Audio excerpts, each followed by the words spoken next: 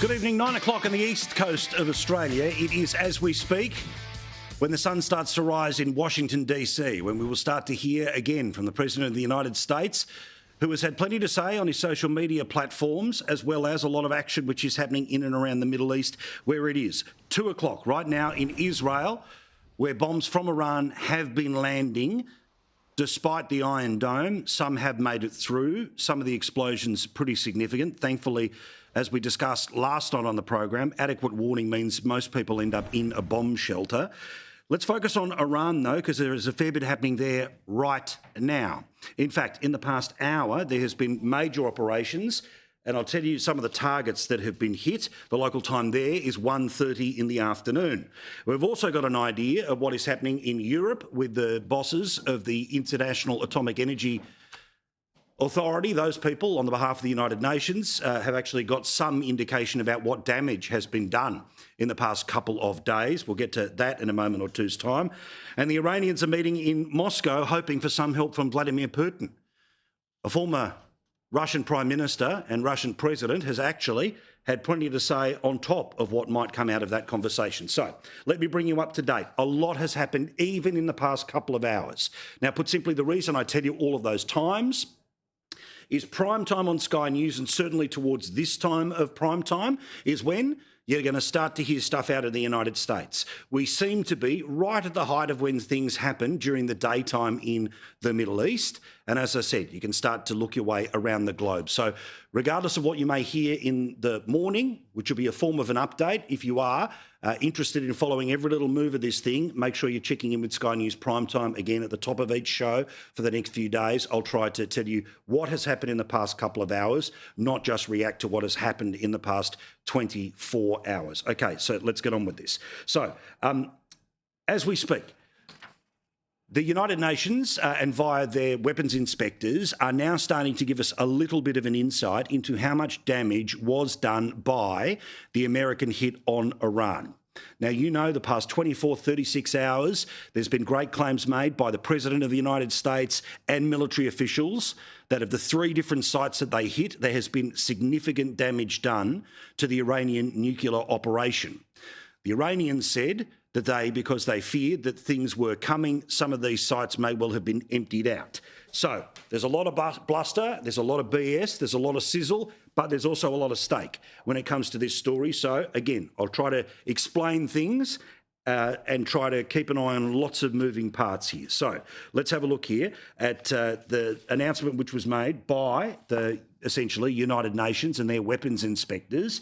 And I'm going to take a little bit of time to play this for you because the 3 main sites, including, of course, the one that was underground and the 2 other sites, all hit within that extraordinary hour or so in the middle of the night, about between 2 and 3 a.m. local time in Iran. Well, remember, we had to wait a couple of days to find out what the battle damage assessments were going to be. The Americans are expected to give us another insight into that perhaps as early as the next couple of hours, but in a midpoint between the early announcements, the bluster that may well have come out of America about how decisive this is, well, what is actually happening, and is there any fallout? Because obviously if you're hitting enriched uranium, the possibility for poisons to make it into the air and winds to move it around local populations becomes an issue. But here's literally fresh off the press what's just been said by the UN. At this time, no one, including the IEA, is in a position to have fully assessed the underground damage at Fordow. Given the explosive payload utilized and the extreme vibration-sensitive nature of centrifuges, very significant damage is expected to have occurred. At the Isfahan nuclear site, additional buildings were hit, with the US confirming their use of cruise missiles. Affected buildings include some related to the uranium conversion process. Also, at this site, entrances to tunnels used for the storage of enriched material appear to have been hit. At the Natanz enrichment site, the fuel enrichment plant was hit, with the US confirming that it used ground-penetrating munitions. So at this stage, there seems to be significant damage. Remember, the president was saying that it was a bullseye here, total annihilation. The Iranians have said, yes, thanks for the effort, there is some damage, but we may well have other facilities in other places. Again, where the truth lies, it does take a couple of days to get there. And the reason we didn't show you last night, and I've held off showing you some of those satellite images, was because they simply weren't detailed enough. And again, I know there's a lot on social media, I know there's a lot on clickbait media, but we do our best to verify as much as possible to pull it all together for you at the end of the night, which we'll be doing for the next couple of days. Now, also, in the past hour, the Israeli Defence Forces have announced that they are stepping up the war against Iran, and they are now starting to move from the military targets to the regime targets. The regime targets, put simply, are the government. The capacity for the Iranian government to stay in place.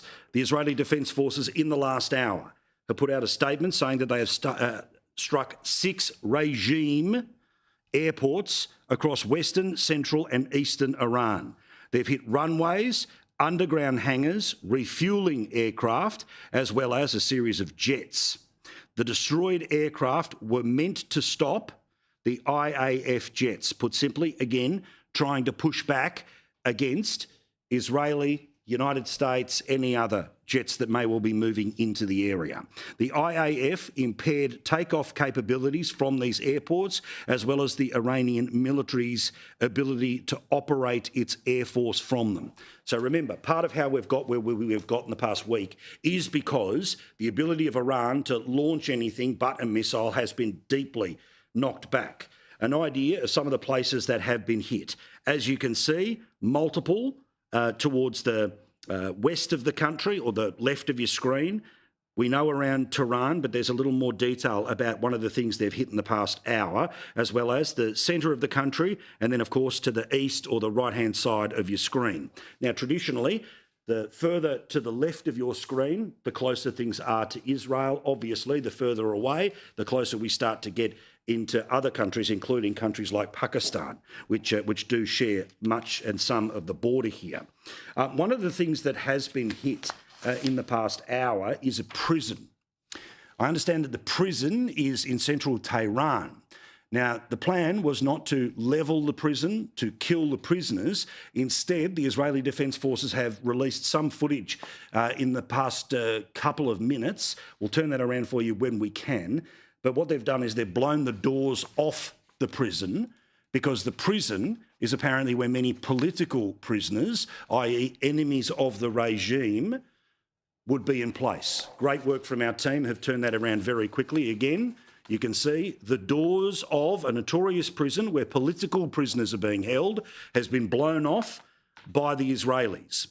The Israelis, who for the past week have been focused on military targets, are now starting to move towards what they refer to as regime targets. Now, they are actively trying to weaken the Iranian government, the Iranian regime. They want a change in who is governing that country because of its obvious threat that has taken place over decades towards Israel. The United States has said that they are not involved in the regime change like they were in Afghanistan with the Taliban, like they were with Saddam Hussein in Iraq, because the process of regime change, because it's not just about killing the leaders, it's the next level who want to be the leaders, or the, after decades, many layers that exist that have been keeping the Iranian population down for decades. That process is one that is going to take years. It's one that the Israelis have said that they are committed to doing, and we now start to see the beginning of the harder pivot towards that. All of that, putting the pressure on the Iranian government, the theory being that more pressure on the Iranian government, the reduction in their ability to control their people means, if the people want to, there's an opportunity for a revolution to remove those people.